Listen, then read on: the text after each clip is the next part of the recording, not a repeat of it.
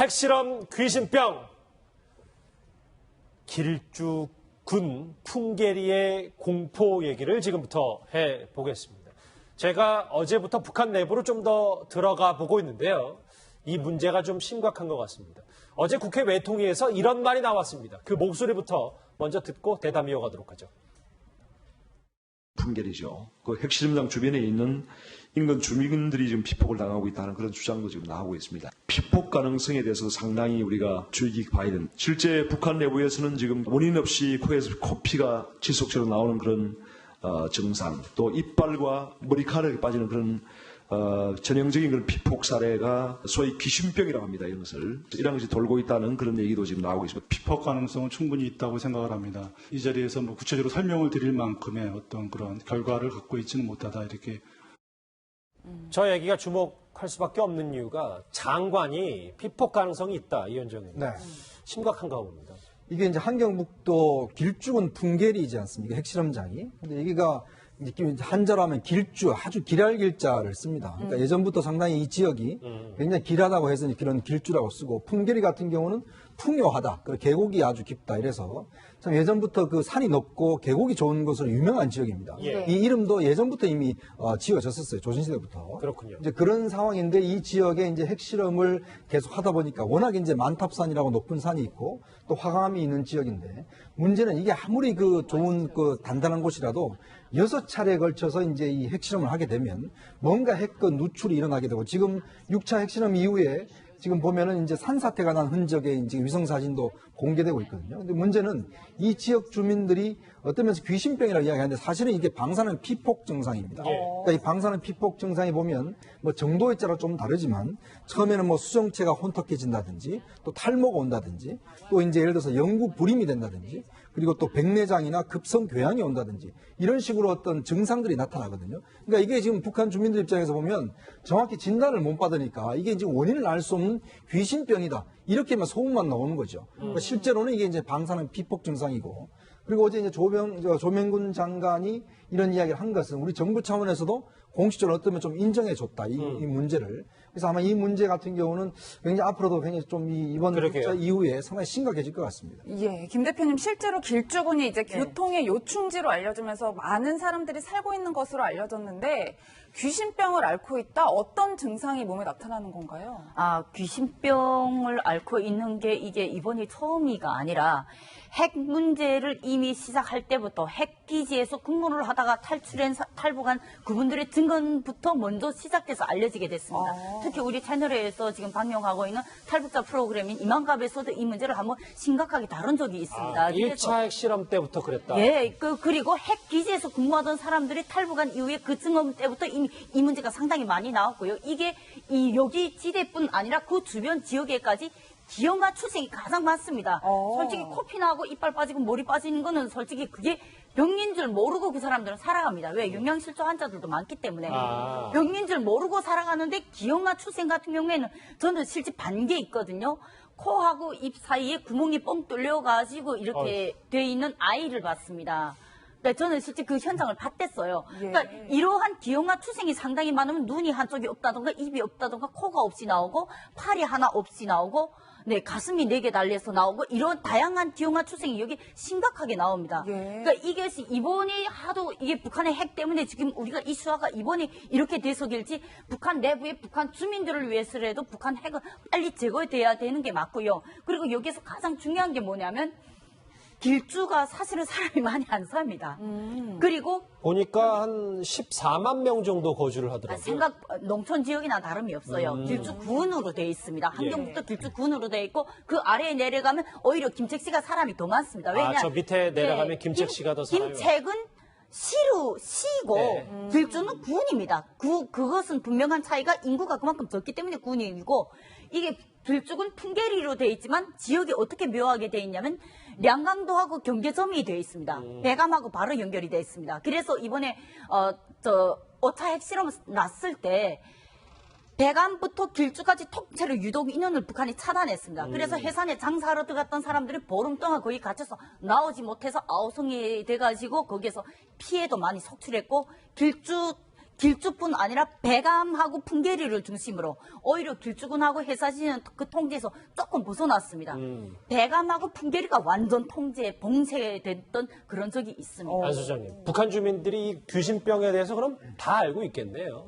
그 주변 사람들은 다 알고 있죠. 그러니까 얼마 전에 이제 그 탈북에 온 한 학자가 거기 그 지역 주민들 탈북자들을 앙케이트를 한번 실시한 적이 있는데 예. 귀신병을 상당히 그 전파돼 있다는 걸 알게 됐고 밝혀졌고 그러니까 이것이 이제 2006년 제1차 핵실험을 한 이후부터니까 지금 11년간 그와 같은 증세가 증가가 된 것이지 2006년 이전에 무슨 길주에서 무슨 귀신병이라는 게 생긴 적이 없고요. 그것은 아마 제가 볼 땐 북한 당국이 의도적으로 의료 계통에 지시를 내렸을 가능성이 많습니다. 즉 코피가 나거나 머리칼이 파지거나 무슨 아까 저 설명한 그 이상한 애가 나오거나 이러면 이거는 그냥 진단을 따로 내리지 말고 귀신병이라고 말해라. 그러니까 진짜 본질을 건드리지 않고 그냥 그렇죠. 귀신병으로 치부해버리는 거죠. 그렇죠. 그렇게 치부해버리니까 우리가 인류 역사에서 귀신처럼 뭐하고 애매한 게 없지 않습니까? 귀신은 있다 없다인데 사실은 없다가 맞겠죠. 그렇기 때문에 이 귀신병으로 그냥 규정해서 의료진에게 그렇게 말해라 이렇게 시켰을 가능성이 높고 아까 또 두 분이 설명했지만 이 길주라는 게 사람은 많지 않지만 북한의 각도별로 보면 함경북도 길주 또 평안북도 용천 평안남도 안주 이렇게 아주 그 유명한 그 군이 있는데 길주도 인구는 많지 않지만 함경북도에서는 그래도 유명한 사람들이 많이 나오고 70년대 세계 탁구 말로 아주 이게 최악의 초토화가 되겠네요. 초토화가 돼버리는 이 황폐화의 땅으로 변할 것 같아서 정말 안타깝습니다. 예. 이 귀신병이란 이 얘기가 북한 당국이 왜 귀신병이라고 한지가 이유가 있습니다. 왜냐하면 북한 사람들은 대체로 미신에 좀 강합니다. 그래서 귀신이라는 그런 데에 상당히 그 공포감을 느끼거든요. 예, 그러니까 그래서, 그러한 예. 문제 때문에 주민들에게서 이 핵이라는 이름이 나오지 않게끔 하기 위해서 귀신병이라는 그런 명칭으로 해서 북한 핵이라는 그것을 막고 북한 주민들에게 지금 선전하는 그런 타입이라고 생각합니다. 그러니까 두 분이 말씀하셨던 것처럼 이 북한의 의료 당국이 이 방사능 피폭에 대해서 제대로 설명을 안 해주니까 북한 주민들은 알 수 없는 증상에 이런 행동까지 한답니다. 목소리 들어보실까요? 예, 저는 그 핵실험과 관련된다고 보고 있습니다. 길쭉은 지역 사람들. 이 지역에 이제 뭐 1차, 2차, 3차, 5차까지 가면서 방사능에 오염된 많은 사람들이 이제 앓기 시작한 거죠. 이 길쭉은 지역에 귀신이 돌고 있다. 이 귀신 때문에 많은 분들이 아파하고 있다. 그래서 이제 점쟁이가 창궐 하기 시작했고 많은 분들이 점쟁이한테 찾아가가지고 내가 이게 왜 아픈지 이걸 이제 알고 싶어 하는 것이죠. 예, 뭐 말씀처럼 의료진들이 왜 아픈지 정확히 말을 안 해주니까 점쟁이를 찾아간다는 건데 진짜 있는 일이에요. 예, 이 점쟁이가 어찌 보면 점쟁이들이 진짜 집에 앉아서 그냥 무당이나 하는 그런 한국식의 그런 점쟁이가 아니라 니는 어느 날 가다가 어떻게 사고 난다. 니는 어디에서 귀신이 난다. 근데 뭘 방토하면 뭐가 낫는다. 이런 식으로 해서 사람들한테서 그 물자를 빼내는데 이것이 솔직히 점쟁이하고 연결 안 된 보위부가 없고 경찰이 없고 군이 없고 간부가 없습니다. 예, 북한의 간부들도 제 양아버지가 솔직히 북한에서 한번 사단 정치원 할 때에도 양어머니가 집에 몰래 점쟁이를 불러들인 거 제 눈으로 봤고요. 제가 17살 때 강제로 입양된 이후에도 할머니가 화장실에 앉아서 변소에 앉아서 주문을 외우면 저 귀신 같은 게 우리 집안에 들어와서 일이 안 된다 이러면서 저를 내쫓기 한 그 주문 외우는 거 제가 어릴 때 목격받고 충격받은 적도 있거든요. 그렇게 당 간부 집안이라도 그 점쟁이 이 문제가 상당히 심각합니다. 그렇기 때문에 북한 사람들은 북한 핵이라는 걸 보지 못하고 오히려 귀신이라는 그것만 먼저 보고 사회적으로 북한 핵이 왜 나쁜지를 인지를 못하고 있는 그러한 형량인 거죠. 지금 이제 저희가 돌아가는 북한 내부에서 핵실험 이후에 귀신병이 창궐하고 있다는 소문 말고 진짜 육안으로 확인할 건 저거예요. 지금 미국의 이제 북한 전문 매체 38로스가 핵실험 직후에 풍계리 핵실험장 위성 사진을 처음으로 공개했는데 유현정님 보니까 저기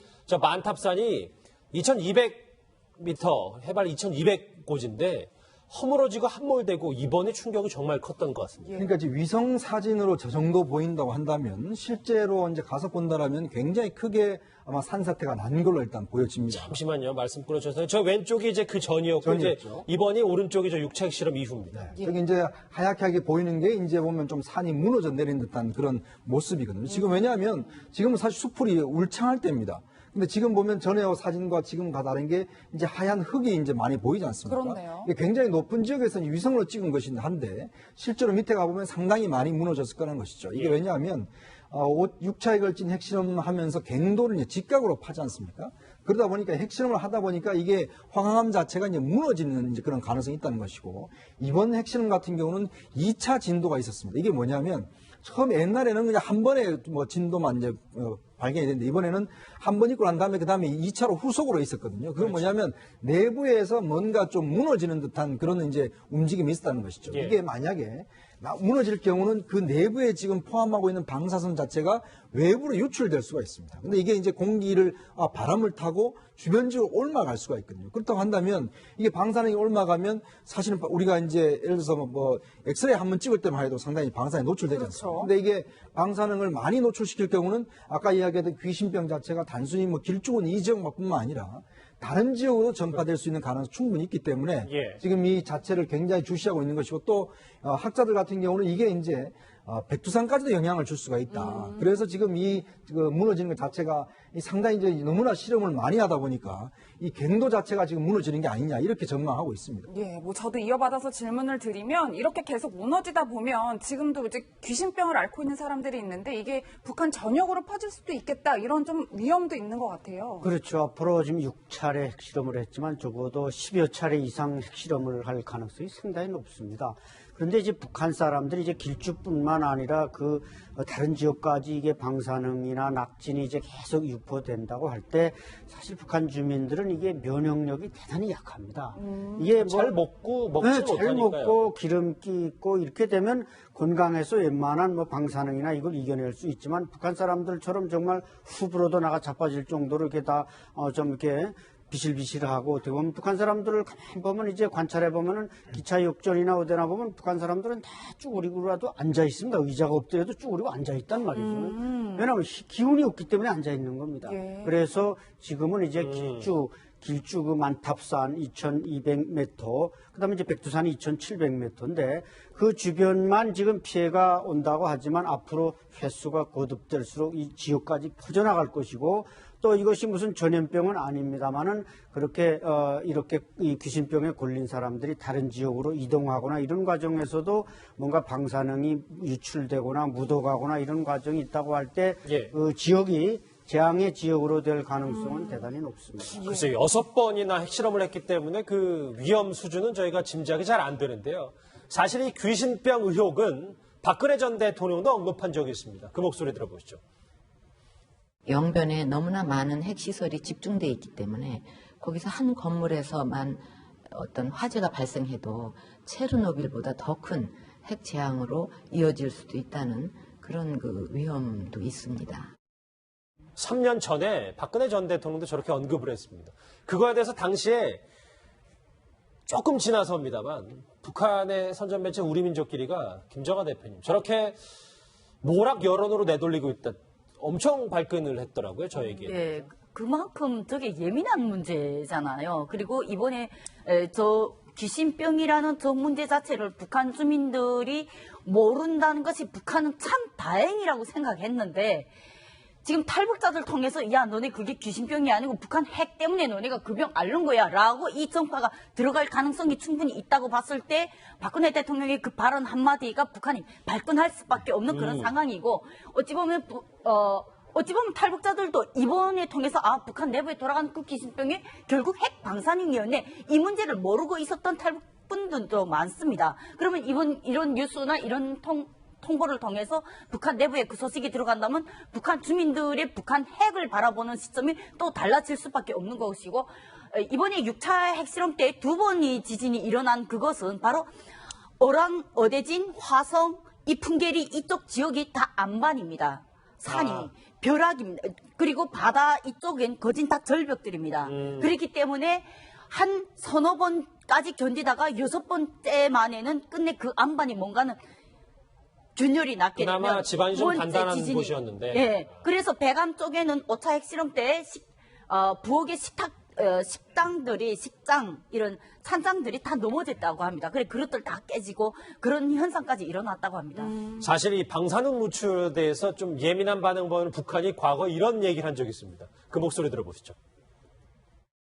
이번 시험에서 방사성 물질 노출 현상이 전혀 없었고 주위 생태 환경에 그 어떤 부정적 영향도 주지 않았다는 것이 확인되었다. 우리 국가의 자위적 권리 행사를 악랄하게 걸거두는 미국을 비롯한 적대 세력들의 위협과 제재 소동에 대한 실제적 대응 조치의 일환으로서 적들이 우리를 건드린다면 우리도 맞받아 칠 준비가 되어 있다는 우리 당과 인민의 초강경 의지의 과시다.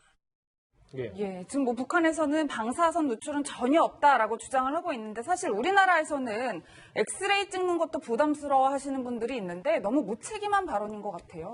그러니까 이제 우리가 아시겠지만 후쿠시마 원전 사태 때 보면 지금도 사실 그 지역에 아직 못 들어가고 있습니다. 이게 방사능이라는 게 반감기라는 게 있지 않습니까? 이게 근데 각 어떤 성분별로 반감기가 다 다르죠.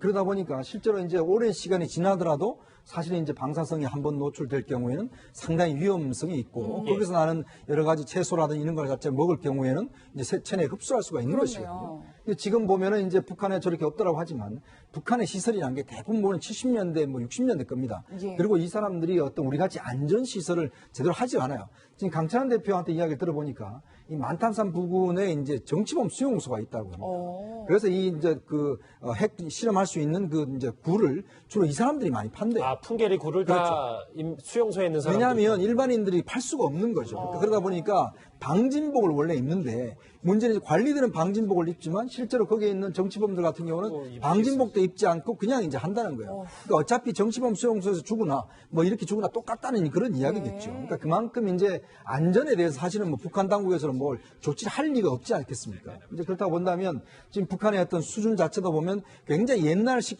어떤 수준이고 또 그리고 또 안전 관리가 제대로 이루어지지 않고 있고 더군다나 이제 지금 우려스러운 건 뭐냐면 지금은 이제 다 지하에서 핵실험을 하잖아요. 예. 근데 아마 앞으로 이제 7차, 8차 이렇게 가면 한 번은 지상에서 핵실험을 할 수 있는 가능성도 있습니다. 지금 지상 핵실험은 옛날 중국이 80년대 한 이후에 한 적이 없는데 아마 북한 입장에서 본다면 계속 어떤 미국이 반응을 보이지 않으면 뭔가 위력을 한번 보일 수 있는 가능성이 있다는 것이거든요. 그래서 아마 전문가들은 이제 더 이상 지상 아니고 지상에서 만약에 할 경우는 상당히 더 위험할 가능성도 있다고 보고 있습니다. 그러니까 지금 귀신병이 팽배하다고 하는 거 아니겠어요? 안수님. 그러고 보니까 김정은이 지금까지 뭐 ICBM이나 미사일 발사할 때는 직접 바로 코앞에 가서 참가를 했는데 핵실험만큼은 그 근처에는 잘 안 가는 것 같다는 기분도 드네요. 그렇죠. 주로 북한의 핵실험 이 관련된 게 뭐 영변, 평안북도 영변, 그다음에 이 길쭉은 풍계리. 물론 뭐 김정은이가 풍계리까지 가리라고 생각하는 사람은 아무도 없지만은 최소한 영변의 시설 정도는 가서 현지 지도를 한다. 뭐 표창도 주고 그래야 될 텐데 여기는 얼씬도 안 한다.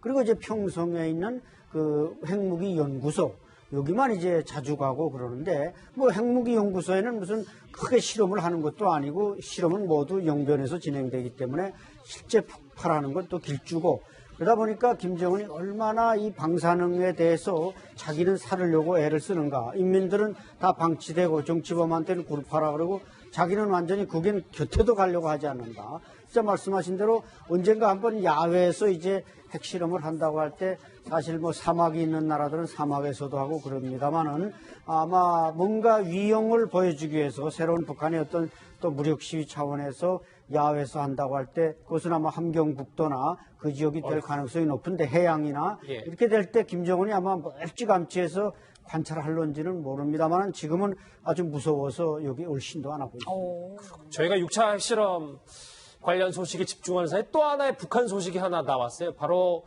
누구냐면요. 탈북이냐 납북이냐 미스테리 속에 갇혀 있었던 임지연 씨 관련 소식입니다.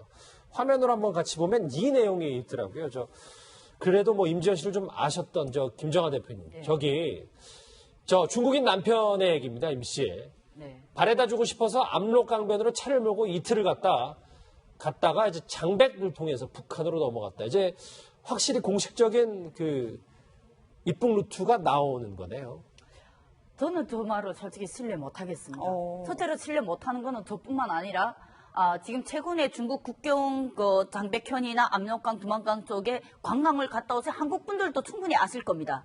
거기에 지금 현재 고압선이 다 널려 있고 CCTV가 다 설치되어 있다는 거. 그 상태에서 조금만 더 접근해도 중국 변방들이 바로 나온다는 거. 그것도 밤도 아니고 대낮에 지금 넘겨졌다고 했거든요. 예. 차라리 밤이라면 그래 몰래 그렇게 넘겨줄 수 있겠네 이렇게 생각했는데 오히려 대낮이라고 하기 때문에 저는 더 신뢰가 갈 수 없고요. 특히 중국에 있는 이 중국 남편의 그분의 신변 자체도 저희는 솔직히 신뢰가 더 안 가고 오히려 의심을 해야 되는 그런 부분입니다. 왜냐하면 북한 보위부에 포섭이 됐을 가능성이 충분히 있기 때문에 예. 그런 분의 말을 우리가 북한이 원하는 대로의 답변을 주는 사람의 대답을 우리가 어떻게 그대로 믿고 그것을 공표를 할 수 있겠냐. 그리고 그것을 만약 그렇다고 믿게 되면 그의 여파가 어떨지는 북한 당국이 너무나도 잘 아는데 그들은 그것을 바래서 그러한 포섭용의 어떠한 누구의 입을 통해서 그러한 사실이 퍼지기를 가장 바랬던 부분이 아닐까 싶습니다. 예, 그런데 이제 만약에 주장에 따르면 말씀처럼 이제 월북도 좀 만만치 않은 작업일 것 같은데 굳이 대낮에 하겠다고 한 거예요? 뭐 그런 이유가 따로 있을까요? 글쎄 어쨌든 저런 증언들을 저도 해석을 해보면 뭔가 자진 월북이라는 포질에 맞춰진 것만 자꾸 공개되는 겁니다. 그 실제 베일에 가려진 것은 드러나지 않고 자진 월북했다. 근데 저 중국인 남자친구가 지금 차를 태워가지고 이틀을 갔다 선양에서 출발해도 아마 국경까지 가는 데는 하루면 갈 겁니다. 그럼 대관절 어디서 떠났다는 겁니다. 그러니까 이틀을 어떻게 운전을 해서 가며 또 그렇게 이틀 동안 운전하고 갈 필요는 없죠. 중국도 지금 고속도로가 물론 잘 돼 있지만 열차나 이게 잘 돼 있단 말이죠. 예. 그렇기 때문에 아닌 게 아니라 우리 김정화 대표 말 맞다나 저 중국인마저도 뭐 북한의 보위부나 또 중국의 안전부나 이런 데 포섭돼서 지금 북한에 입맞추기를 할 가능성이 높다는 점에서 저 자신도 뭔가 저 임지연에 대해서는 아직도 진실이 나오지 않고 있다고 봅니다. 아직도 의문투성이군요. 네. 핵실험 귀신병 얘기 북한 전문가 두 분과 함께 짚어봤습니다. 두 분은 여기서 인사를 드리게 될 것 같습니다. 고맙습니다. 감사합니다.